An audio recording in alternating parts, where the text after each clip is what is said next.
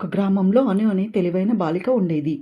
అను ఇంటి వెనుక పెద్ద చెట్టు ఉండేది. గ్రామస్తులు దానిని మాయా చెట్టు అని పిలిచేవారు.